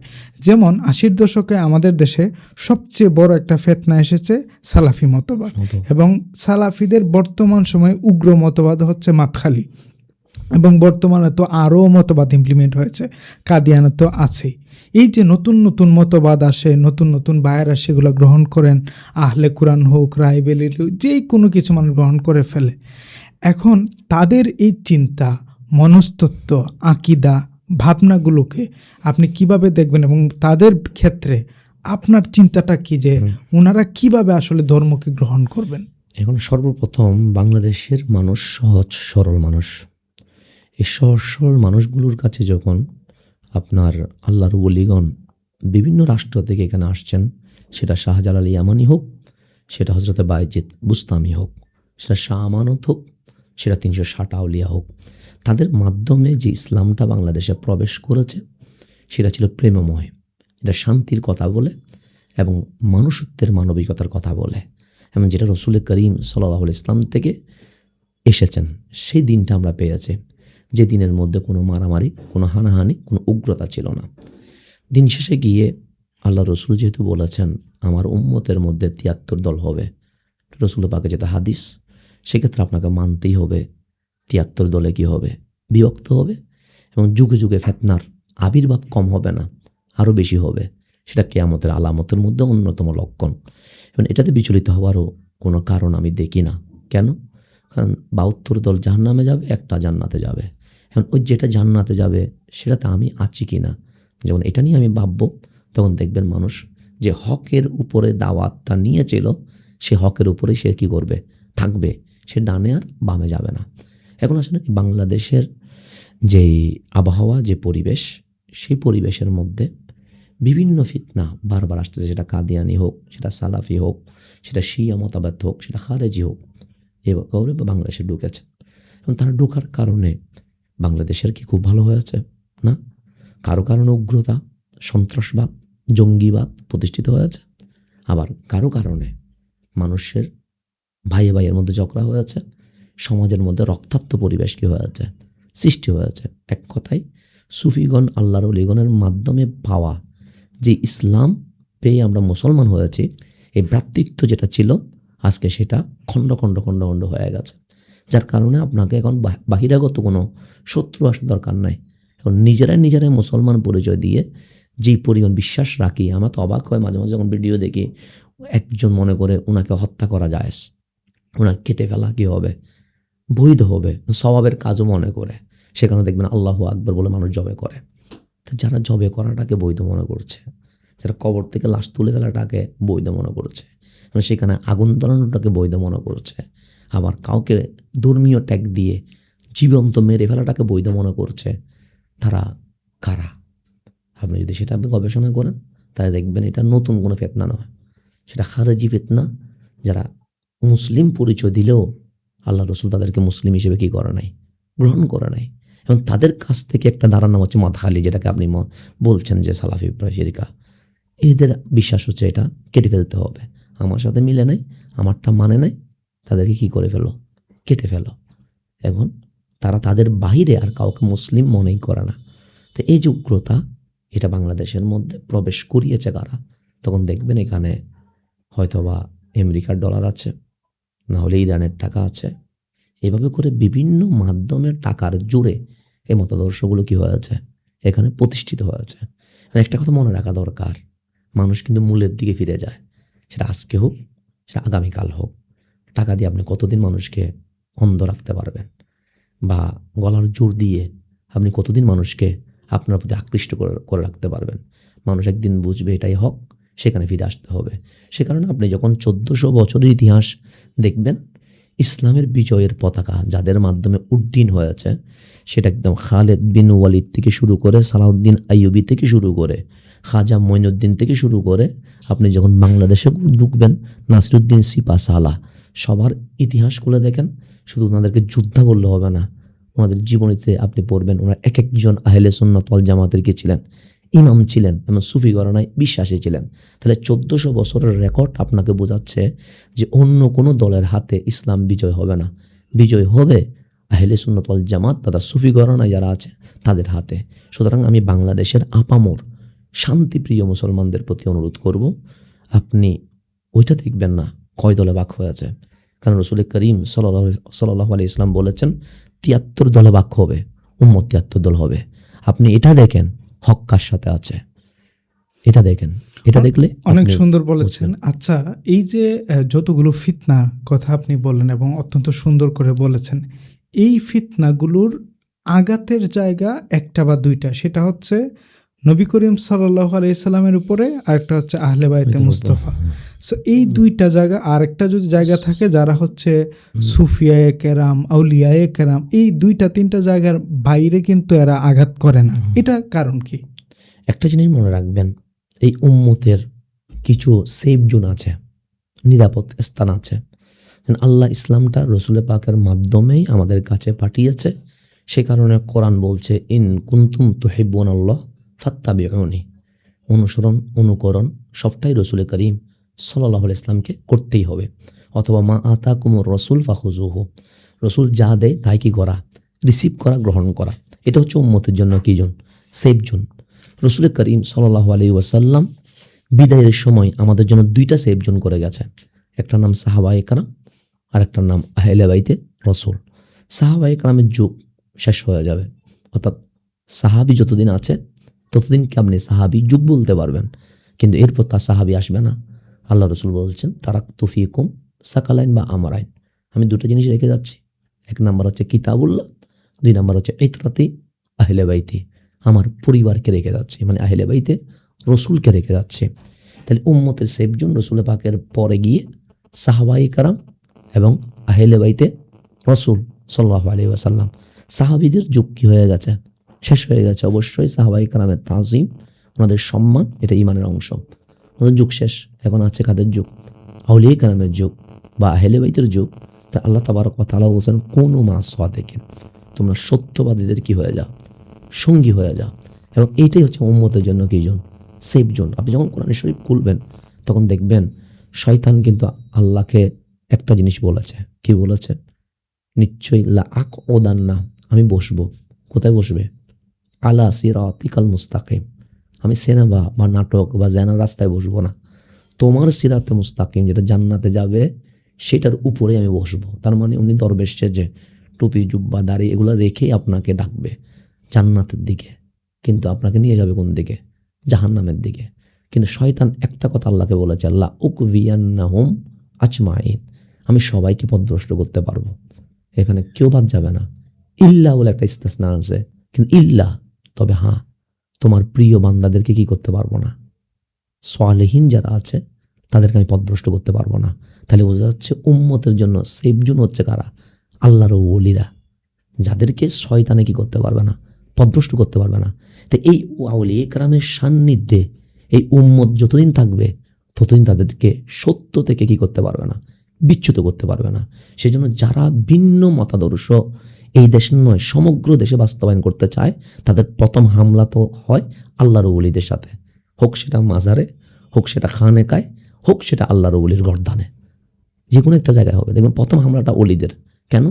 কারণ শয়তান হামলা করতে পারছে না কোথায়, ওলিরই কানে, পথভ্রষ্ট করতে হবে। আপনি যখন ওলির সাথে থাকবেন আপনাকে তো মিসগাইড করতে পারবে না। তো মিসগাইড করার জন্য আপনাকে প্রথমে আউলিয়া কেরাম থেকে দূরে সরাতে হবে। এই বাংলাদেশের মানুষ যতদিন শাহজালাল, শাহপরান, নাসিরুদ্দিন শিবা সালাহ ওনাদের উত্তরসূরি ছিলেন, কোনো মুসলমানের মুখ দিয়ে নবীর শানে কখনো বিয়াদবি বেরোয় নাই। সর্বপ্রথম আল্লাহর ওলির দফতরে বিয়াদবি হয়েছে, এখান থেকে উম্মতকে ছিন্ন করা হয়েছে। এরপরে বলছেন যে নবীটা আমার মতো মানুষ, নবীটা 200 গুণে মানুষ, নবীটা মরে মাটির সাথে মিশে গেছে, নবীটা আলিফ বা চিনে না, এগুলো এখন বলা হচ্ছে। কেন? যখন এই বাংলার মুসলিম উম্মার সাথে ওলিদের সম্পর্ক কি হয়ে গেছে, বিচ্ছিন্ন হয়ে গেছে। যতদিন বিচ্ছিন্ন হয় নাই ততদিন রসুলের শানে কি করে নাই, বেয়াদবি করে নাই। যখন রসুলের শানে বেয়াদবি করাটা একদম অ্যাভেলেবল হয়ে গেছে সবখানে, এখন সেই উম্মত আল্লাহর ব্যাপারে মিথ্যা বলতে কি বলতেছে না, একটু ভেবে দেখতেছে না, আল্লাহর ক্ষমতার উপর হাত দিতে যাচ্ছে, কারোর জন্য সূর্য দাঁড় করাই ফেলতেছে, কেউ আল্লাহকে মিথ্যা বলার তহমত দিচ্ছে, কেউ ইন্নাল্লাহ আলা কুল্লি শাইইন কাদির দ্বারা আল্লাহ সর্ববিষয়ে শক্তিমান এটা মানতে রাজি নয়। তাহলে এই উম্মত যতদিন ওলি সোহবতে ছিল, না সাহাবীর শানে বিয়াদবি করেছে, না আহলে বাইতের শানে বিয়াদবি করেছে, না নবীর শানে বিয়াদবি করেছে। যারা এই ক্যাটাগরিতে বিয়াদবি করে নাই তারা কখনো মাবুদিয়তের মধ্যে হামলা করে নাই, আল্লাহর শানে বিয়াদবি করে নাই। ঠিক এই মুসলিম উম্মাহ যেদিন অলির দরবার থেকে ছিন্ন হয়ে গেছে, এবং এখানে অলির দরবারকে প্রশ্নবিদ্ধ করার জন্য কিছু ভণ্ডরাও ভিতরে ঢুকেছেন, কারণ যেখানে ভালো ডাক্তার থাকে সেখানে কিছু খারাপ ডাক্তার ঢুকে আসল ডাক্তারের কি করে বদনামি করে, এই ভণ্ডামিগুলো ঢুকেছেন। এবং সেই জন্য দেখবেন যারা বলবে মাজারের মধ্যে মাদক পাওয়া যায়, আপনি মাজার জিয়াদ করেন, দেখি বলেন কোন মাজার আপনি মদ পাইছেন। আমি মাজার জিয়াদ করি, কই আমি তো কোথাও মদ পাই নাই, গাঁজা পাই নাই। তাহলে মদ গাঁজা কোথায় পাওয়া যাচ্ছে এবং কারা বেশি জানে? তাহলে বোঝা যাচ্ছে যারা বেশি জানে নিশ্চয় তাদের সাথে এটার কি আছে, কানেকশন আছে। তাহলে ওরাই হয়তো বা এটা পাঠাচ্ছে, নাহলে ওরাই কালার ডিলার ব্যবসা করছে। এগুলা দিয়েও কিছু ভণ্ডামের আশ্রয় নিয়ে আসল যারা আল্লাহর ওলি তাদেরকে প্রশ্নবিদ্ধ করে সহজ সরল মুসলমানকে ওলি থেকে 100 হাত দূরে সরিয়ে দিয়েছে। এ সরানোর পরে এসে আস্তে করে তারা সাহাবীর শানে, আহলে বাইতের শানে বেয়াদবি করছে, তারাই আবার রসুলের শানে বেয়াদবি করছে, তারাই আবার আল্লাহর শানে বেয়াদবি করছে। এটা হচ্ছে ধারাবাহিকতা। আপনি যে পয়েন্টগুলোর কথা উল্লেখ করলেন এগুলো আসলেই অত্যন্ত দারুণ। আরেকটা বিষয় সেটা হচ্ছে শত বছরেরও বেশি ধরে এই বাংলাদেশে অনেক চেষ্টা করা হয়েছে মাজারগুলোতে হামলা করার, কিন্তু তারা কিছু কিছু জায়গায় 1-2টা বিচ্ছিন্ন ঘটনা ঘটলেও এই শত বছরে 24 সালের পরে 250-রও বেশি মাজার ভাঙা হয়েছে, হামলা করা হয়েছে, খাদিমদেরকে মেরে ফেলা হয়েছে, ইভেন অনেক পীরকেও মেরে ফেলা হয়েছে, পুড়িয়ে দেওয়া হয়েছে, অনেক কিছু করা হয়েছে, এটা আমরা জানি। এবং বাংলাদেশে অনেক গবেষণাধর্মী প্রতিষ্ঠান রয়েছে, যেমন একটা হচ্ছে মাকাম 178টা হামলার তথ্যচিত্র সহকারে গবেষণাপত্র প্রকাশ করেছে এবং এটা প্রথম আলোতেও এসেছে। এই যে মানে শত বছরে যেটা করতে পারে নাই ওরা, এই মাত্র 2 বছরে 24 সালের পরে 26 সালের মধ্যে এতগুলো করলো, এটা কি পূর্ব কোনো পরিকল্পনা নাকি এটার এই প্ল্যানের কোনো 24-এর মেটিকুলাসের কোনো প্ল্যান? এটা একটা জিনিস হচ্ছে মনে রাখবেন, ওই যে বললাম যে মাজার কেন্দ্রিক বা আউলিয়া ইকরামের কেন্দ্রিক শত্রুতামি, এটা আজকে থেকে না, এটা বহু বছর আগে থেকে কি আছে, চলমান আছে। তো এই চলমান যেটা আছে সেটা কারণ কি? কারণ ওদের যে বাতিল আকিদা প্রতিষ্ঠিত করা, সে প্রতিষ্ঠিত করতে গেলে আপনাকে সত্য থেকে বিচ্যুত করতে হবে। তো এই জাতিকে বিচ্যুত করার জন্য শত বছর ধরে চেষ্টা করা হয়েছে। এরপর ওরা যেটাকে মানুষের ব্রেনকে কি করা, মানে অপব্যাখ্যার শিকার করে ভুল বুঝিয়ে মাজার থেকে কি করা, দূরে রাখা, এটা তো ওরা সফল হয়েছে। 24-এর পর যখন বাংলাদেশের আর কোনো নির্বাচিত অভিভাবক ছিল না, তখন এই সুযোগটাকে তারা কি মনে করলো যে তাদের জন্য এটা বিশাল সুযোগ মনে করলো। আর উগ্র যারা হয় তাদের তো কোনো ধর্মও থাকে না, না মানবতা থাকে। আপনি যদি মাজারগুলোকে নিয়ে গবেষণা করবেন, দেখবেন যাদের কোনো ঠিকানা নাই ওরা মাজারে পড়ে থাকে। যেন আপনি বলেন পাগলদেরকে কেউ খাওয়া হবে না, রাখবেও না, তাদের আশ্রয়স্থল কি মাজার। কেন? মাজার আপনাকে বোঝাচ্ছে সবার জন্য নিরাপদ স্থানের নাম মাজার। আর সেই মাজারে হামলা করছে কারা, তাদের পরিচয় কি? তখন দেখবেন তারা উগ্রতাকে লালন করে। ওই যে বললাম, তারা মুসলমান হত্যা করাও কি মনে করে, বৈধ মনে করে। তো এই তাদের যে সুযোগ সন্ধান, বছর ধরে প্রস্তুতি নেওয়া, শত বছরের প্রস্তুতি নিয়ে এখন তারা কি করা, এটার উপরে একজন অভিভাবকহীন যখন একটা রাষ্ট্র পড়ে যায়, এবং আপনি যদি বলেন অন্তর্বর্তীকালীন যে সরকার, সে সরকারের তো কোনো অর্জন বলতে কিছুই ছিল না, যেটা সত্য কথা। সে না বাংলাদেশের মানুষকে কিছু দিতে পেরেছে, না বাংলাদেশের জন্য কোনো সম্মান বই আনতে পেরেছে।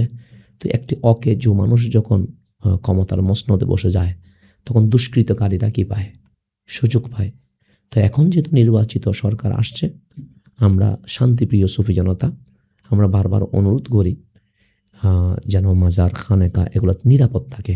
কেন? এগুলো হচ্ছে নির্যাতিত নিপীড়িত মানুষের জন্য আশ্রয়স্থল, এবং সেগুলো যদি হামলা হয় তখন উগ্রবাদ, জঙ্গিবাদ, সন্ত্রাসদের আধিপত্য কী হয়, বিস্তার হয়, শান্তিময় বাংলায় অশান্তি সৃষ্টি হয়।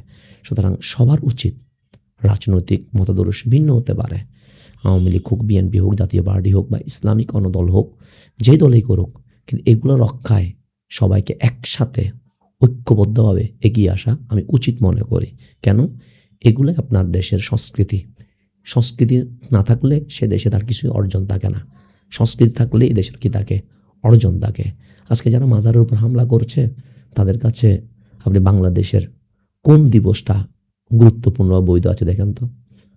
তারা 16 ডিসেম্বরের বিরুদ্ধে কি ফতোয়া দেয়, তারা 21শে ফেব্রুয়ারির বিরুদ্ধে কি ফতোয়া দেয়। এক কথায় তারা বাংলাদেশকে ওন করে না, দেখবেন ওরা রাষ্ট্রকে ওন করে না। তো তাদের কাছে আপনি কি আশা করবেন যারা বাংলাদেশকে মানে না, যাদের জন্ম যে দেশে, সে দেশকে যারা অস্বীকার করে, তাদের কাছে মাজার ভাঙ্গা এটা কিছুই না। আমি যেটা বলছিলাম যে সংস্কৃতি, সুস্থ সংস্কৃতি না থাকলে তখন অসুস্থ সংস্কৃতি ঢুকবে। এই যে আজকে বাংলাদেশে দেখেন অশ্লীলতা বেড়ে গেছে, বেহায়াপনা বেড়ে গেছে। তারপর আপনি বলছেন ওই পারের যে স্যাটেলাইট, তার মাধ্যমে যে সিরিয়ালে মানুষ আসক্ত হওয়ার কারণে পরকীয়া, তালাক এগুলো বেড়ে গেছে। কেন? বাংলাদেশের সংস্কৃতিগুলোকে দাফন করা হয়েছে। ঈদে মিলাদুন্নবী এটা সুস্থ সংস্কৃতি, শবে মেরাজ এটা সুস্থ সংস্কৃতি, শবে বরাত এটা সুস্থ সংস্কৃতি, রমজান নিয়ে মানুষের যে আগ্রহ এগুলো সুস্থ সংস্কৃতি, এবং এই মুহররমে আশুরা, শোদায়ে কারবালা এগুলো সুস্থ সংস্কৃতি, এবং হিজরি নববর্ষ এগুলাকে যখন আপনি দাফন করে দিবেন তখন অসুস্থ সংস্কৃতি চলে আসবে। এই মাজারগুলো সভ্যতার ডাক দিচ্ছে, এই মাজারগুলো অশ্লীলতা বিরুদ্ধে কথা বলছে, এই মাজারগুলো মানুষকে আল্লাহর দিকে ডাকার যে প্রতীক সেই হিসেবে দাঁড়িয়ে আছে। এগুলোকে যখন ভেঙে দিবেন সংস্কৃতি মরে যাচ্ছে। সংস্কৃতি মরে গেলে এই মানুষগুলোর আর কি আছে? আজকে বাংলাদেশের এই সব অশান্তির পিছনে আপনি দেখবেন সুস্থ সংস্কৃতিকে ফতোয়া দিয়ে দাফন করে দেওয়া, অসুস্থ সংস্কৃতিকে কী করে দেওয়া, জাগ্রত করে দেওয়া। এবং যেটা আপনি বললেন যে 100 বছর ধরে তাদের এইটা প্রস্তুতি, এবং এখন এসে তারা এটা বাস্তবায়ন করছে। অনেক সুন্দর বলেছেন। এই যে মাজারে হামলা হচ্ছে, পীরদের উপরে হামলা হচ্ছে, হামলার পেছনে যে সফলতাটা আমরা দেখতে পাচ্ছি, মানে হামলা করে সফল হচ্ছে, এই সফলতার জন্য দরবার কেন্দ্রিক, মাজার কেন্দ্রিক, পীর কেন্দ্রিক যে বিভক্তি আছে এটা দায়ী আছে কিনা? ওদের সফলতা হওয়ার পিছনে আমরা অনেকাংশে দায়ী। কেন দায়ী? 1 নম্বর, আল্লাহর ওলিরা যে আদর্শ, যে রিয়াজত, যে হুলুসিয়ত, যে কষ্ট, যে পরিশ্রম করেছেন, আমরা সেখান থেকে সরে গেছি 1 নম্বর। 2 নম্বর, আমরা যে বক্তব্য বা মাঠ, এই মাঠে যে আমরা বক্তব্য দিচ্ছি, দাওয়াত দিচ্ছি, সেখানে হেদায়েত শূন্য হয়ে গেছে। কেন? তার কথাই মানুষের কাছে প্রভাব পড়বে যার আমল আছে। যার কথাও ঠিক আছে, আমলও ঠিক আছে, কিন্তু নিয়ত ঠিক নাই, তার দ্বারা সমাজ পরিবর্তন হবে না। কথাও ঠিক আছে, আমলও ঠিক আছে, নিয়তও ঠিক আছে, কিন্তু যখন উদ্দেশ্য হবে দুনিয়া, তখন কোনো হেদায়েত হবে না। 4টা জিনিসকে সামনে রাখতে হবে: কথা, আমল, নিয়ত। 4 নম্বর আল্লাহ এবং রসুলের সন্তুষ্টি, এটা মূল। এটা নিয়ে যখন মাঠে নামবো তখন জাতির বিপ্লব ঘটবে। এখন আপনি অধিকাংশ মাজার খানাখাতে দেখবেন পূর্ববর্তী যারা, তারা কষ্ট করে গেছেন, আর আমরা বিছানাটাকে আরামের করে ফেলছি। যার কারণে এটাও হইতে পারে আল্লাহ আমাদের উপর অসন্তুষ্ট হয়েছে, এবং সাময়িকভাবে তাদের মাধ্যমে আল্লাহ আমাদেরকে পরীক্ষা নিচ্ছেন যে তোমরা আবার ফিরে আসো শাহজালাল শাহ পরাণ 360 আউলিয়ার যে মতাদর্শ, যে কষ্ট, যে হুলুসিয়ত, যে পরিশ্রম, ফিরে আসলে বিজয় তোমাদের আসবে। বর্তমান সময়ে বাংলাদেশে কঠিন চ্যালেঞ্জের মুখের উপর দিয়ে ধর্মীয় অবস্থান যাচ্ছে। আপনার পক্ষ থেকে তরুণদের জন্য, যুবকদের জন্য, দায়ী ইলাল্লাহদের জন্য কোন বার্তা আপনি দিতে চান? আমি তরুণ সমাজকে অনুরোধ করব, যেহেতু আমাদের বাংলাদেশে মানুষগুলোর যে ব্রেন, যে বিবেক, যে আকল, সে অন্যদের চেয়ে আলাদা। যদি কেন, আপনি যদি মালয়েশিয়ার মতো দেশের দিকে তাকিয়ে থাকেন, বিশাল বিশাল দালান পাহাড়ের উপরে এবং বিশাল রাস্তা, এই মালয়েশিয়া উন্নয়নের পিছনে বাংলাদেশের শ্রমিকদের অনেক অবদান। এবং আজকের জাজিরাতুল আরব, সেটা সৌদি আরব হোক, সেটা আমিরাত হোক, এগুলোর উন্নয়নের পিছনে বাংলার প্রবাসীদের অবদান কোনো অংশে আপনি কম দিতে পারবেন না। এই ব্রেনটা বাংলাদেশের মানুষকে আল্লাহ তাআলা দিয়েছেন, যেটা অন্য কাউকে দেয় নাই। এই তারুণ্য, এই যুব সমাজ আজ ধ্বংসের পথে। কেন? কারণ ওরা পরিবেশ, ওরা একজন গাইডলাইন দিবে এরকম একজন ব্যক্তি তারা খুঁজে পায় নাই। যার কারণে কেউ মাদকে আসক্ত, কেউ মোবাইলে আসক্ত, কেউ বা বন্ধুদের খপ্পরে পড়ে নিজের তারুণ্য যৌবনকে কী করে দিয়েছে, বিলীন করে দিয়েছে। আমি তরুণ এবং যুব সমাজের প্রতি অনুরোধ করব, আপনাদের যে তারুণ্য, যে যৌবন, এটা দিয়ে বাংলাদেশ গঠন হবে, এটা দিয়ে বিশ্বে বিপ্লব ঘটবে, এটার মাধ্যমে জাতির মধ্যে পরিবর্তন আসবে। সে কারণে আপনাকে সংশোধন হওয়া একান্তই প্রয়োজন। এবং সংশোধন হওয়ার জন্য আপনি গাইডলাইন হিসেবে কাকে নেবেন? কোরআন বলছেন, ওয়ালামু আন্না ফিকুম রাসূলুল্লাহ, তোমাদের মাঝেই আছে রহমতুল্লিল আলামিন। আপনি আমাকে আদর্শ হিসেবে নিয়েন না, অন্য কাউকে নিয়েন না। আপনার চোখের সামনে আপনি রসুল করিম সাল্লাল্লাহু আলাইহি ওয়াসাল্লামকে রাখেন, আপনার চুলের কাটিংটা সেইভাবে করেন, আপনার ড্রেস আপ সেইভাবে, আপনার চাল চলন সেইভাবে করেন, দেখবেন অশান্ত বাংলাদেশ অচিরেই শান্ত হয়ে যাবে। অনেক অনেক ধন্যবাদ। দীর্ঘক্ষণ আমাদের পডকাস্টে আলাপ হইল। আমি মনে করি আজকের আলাপ যদি কোনো তরুণ মনোযোগ সহকারে শুনেন, তার চিন্তার তো পরিবর্তন ঘটবেই, সাথে সাথে তার আত্মিক পরিবর্তন ঘটবে ইনশাল্লাহ। ইনশাআল্লাহ। এবং আমি এটাও বলে রাখি যে যেই সমস্ত তরুণরা মানে পথের জন্য, শাখসিয়াতের জন্য, একজন ভালো আলেম হিসাবে কাউকে বেছে নেওয়ার জন্য খুঁজেন, তারা যেন হাসান আজহারের কাছে আসেন ইনশাআল্লাহ আজিজ, আমি সেটা বিশ্বাস করি। ইনশাআল্লাহ। তাহলে আমরা আজকে এখানে শেষ করছি। ইনশাআল্লাহ। আসসালামু আলাইকুম আসসালামু ওয়া আলাইকুম রাহমাতুল্লাহ। ওয়া রাহমাতুল্লাহ।